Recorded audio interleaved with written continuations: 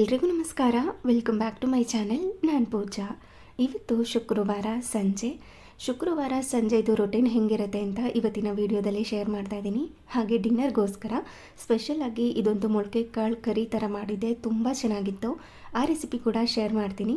ವಿಡಿಯೋನ ಎಲ್ಲೂ ಕೂಡ ಸ್ಕಿಪ್ ಮಾಡಿದೆ ನೋಡಿ. ಇನ್ ಕೇಸ್ ಈ ವಿಡಿಯೋ ಏನಾದರೂ ಇಷ್ಟ ಆದರೆ ಪ್ಲೀಸ್ ಒಂದು ಲೈಕ್ ಮಾಡಿ, ಹಾಗೆ ನಿಮ್ಮ ಫ್ರೆಂಡ್ಸ್ ಆ್ಯಂಡ್ ಫ್ಯಾಮಿಲಿಗೆಲ್ಲ ಈ ವಿಡಿಯೋನ ಶೇರ್ ಮಾಡಿ.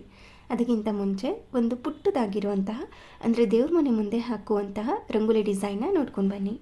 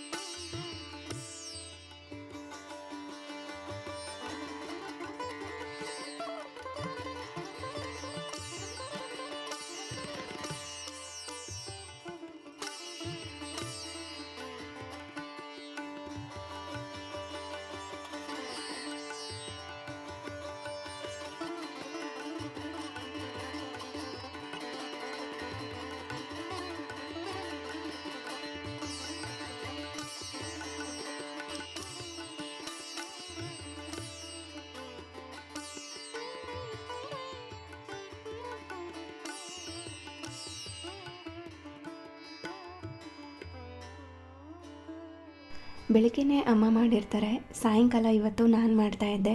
ಒಂದು 5:30, 6:30 ಅಷ್ಟರಲ್ಲೆಲ್ಲ ಮಾಡ್ಕೋಬೇಕಾಗಿತ್ತು. ಇವತ್ತು ಸ್ವಲ್ಪ ಜಾಸ್ತಿನೇ ಟೈಮ್ ತೊಗೊಂಬಿಡ್ತು.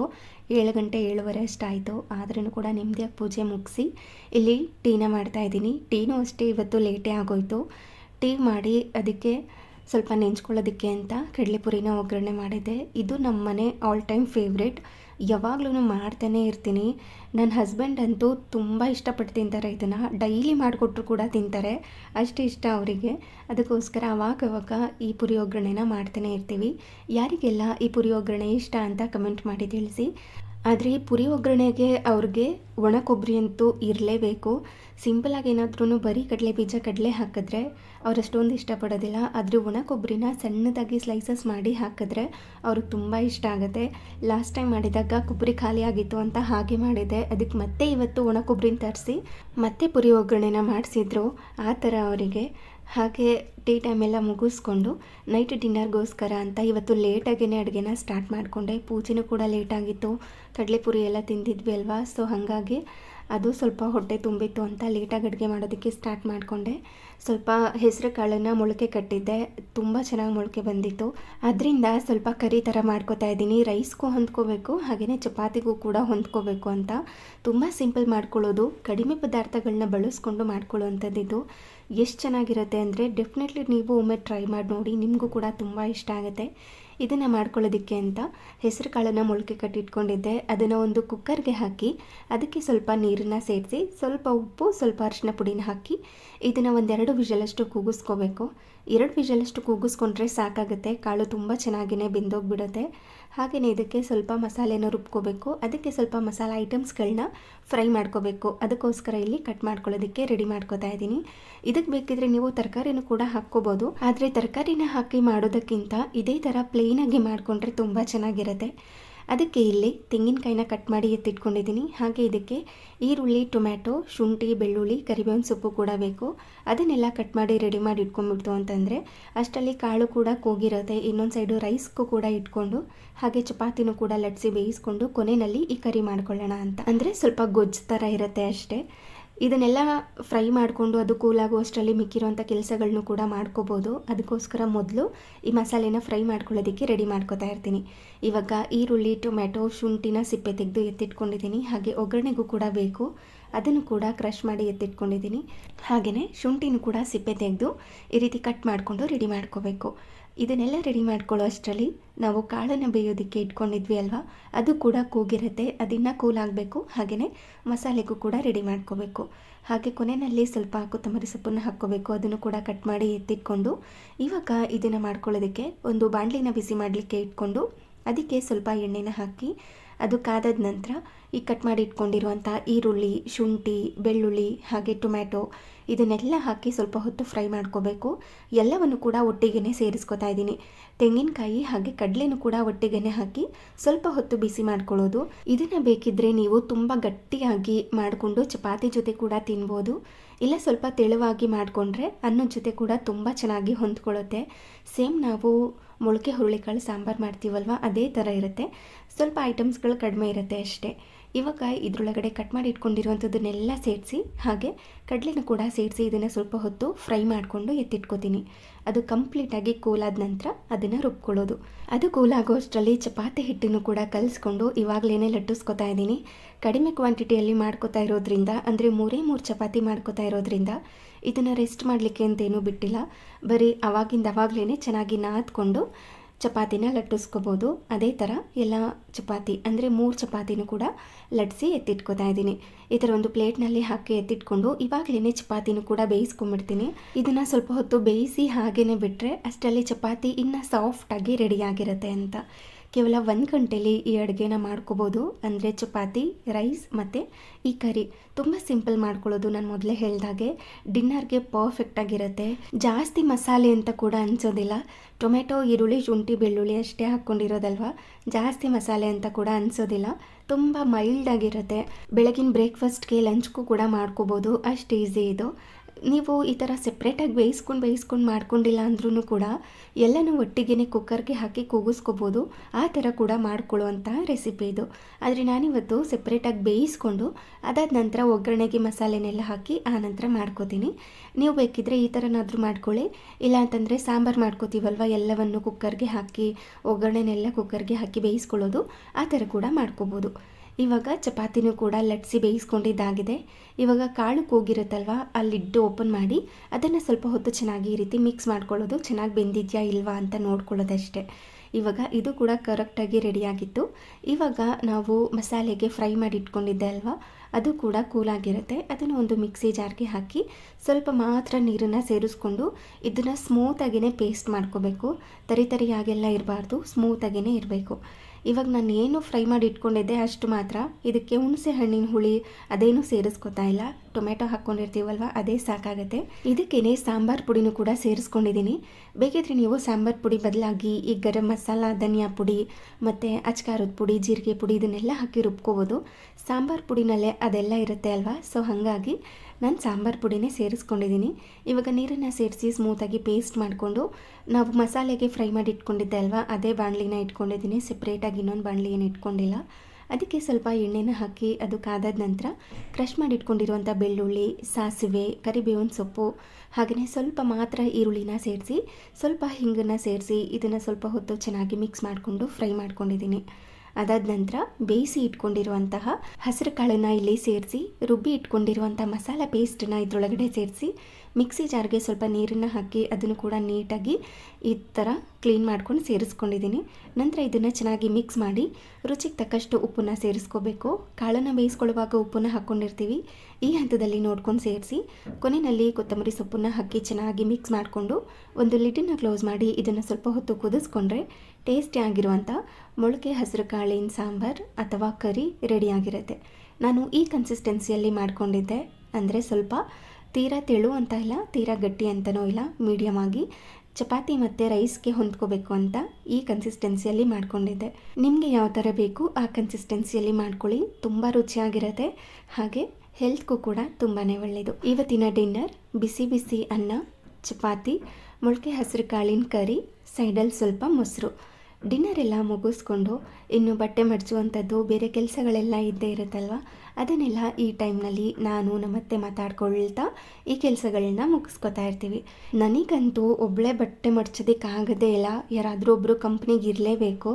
ಅವ್ರ ಬಟ್ಟೆ ಮಡ್ಚದೇ ಇದ್ರೂ ಪರವಾಗಿಲ್ಲ, ನನ್ನ ಜೊತೆ ಮಾತಾಡ್ತಾ ಇರಬೇಕು. ಮಾತಾಡ್ತಾ ಕೆಲಸಗಳನ್ನ ಮಾಡ್ಕೋತಾ ಇದ್ದರೆ ಅಷ್ಟೊಂದು ಬೋರ್ ಅಂತ ಅನಿಸೋದಿಲ್ಲ, ಹಾಗೆ ಕೆಲಸ ಮಾಡಿದ್ವಿ ಅಂತ ಕೂಡ ಅನಿಸೋದಿಲ್ಲ. ಒಬ್ಬಳೇ 4 ಬಟ್ಟೆ ಮಡ್ಚಿದ್ರೂ ಕೂಡ ಎಷ್ಟು ಬೋರ್ ಆಗ್ತಾ ಇರುತ್ತೆ. ನಿಮಗೂ ಹಾಗೆ ಅನಿಸುತ್ತಾ ಅಂತ ಕಮೆಂಟ್ ಮಾಡಿ ತಿಳಿಸಿ. ಹಾಗೆಯೇ ಇವತ್ತು ಊಟ ಕೂಡ ಲೇಟಾಗಿತ್ತಲ್ವ, ಹಾಗಾಗಿ ಸ್ವಲ್ಪ ಹೊತ್ತು ಲೇಟಾಗಿ ಮಲ್ಕೊಳ್ಳೋಣ ಅಂತ ಸಾಂಗ್ ಕೇಳ್ಕೊಳ್ತಾ ಮಾತಾಡ್ಕೊಳ್ತಾ ಹಾಗೆ ಟೈಮ್ ಪಾಸ್ ಮಾಡ್ತಾ ಇದ್ವಿ. ನಾವು ಸಾಂಗ್ ಹಾಕೊಳ್ಳೋದ್ರ ಬದಲು ಅಂದರೆ ಡಿಸೈಡ್ ಮಾಡ್ಕೊಳ್ಳೋ ಅಷ್ಟರಲ್ಲೇ ಟೈಮ್ ಆಗಿಬಿಟ್ಟಿರುತ್ತೆ. ಅದ್ರ ಬದಲು FM ಎಷ್ಟು ಬೆಟರ್ ಅಂತ ಅನಿಸುತ್ತೆ. ನಿಮ್ಗೇನು ಅನಿಸುತ್ತೆ ಅಂತ ಕಮೆಂಟ್ ಮಾಡಿ ತಿಳಿಸಿ. ಹಾಗೆ ಇದಾಗಿತ್ತು ಇವತ್ತಿನ ವಿಡಿಯೋ. ಈ ವಿಡಿಯೋ ನಿಮಗೆ ಸ್ವಲ್ಪನಾದ್ರೂ ಇಷ್ಟ ಆಗಿದ್ದರೆ, ಯೂಸ್ಫುಲ್ ಅನಿಸಿದ್ರೆ ಪ್ಲೀಸ್ ಒಂದು ಲೈಕ್ ಮಾಡಿ ಹಾಗೆ ಶೇರ್ ಮಾಡಿ. Thank you.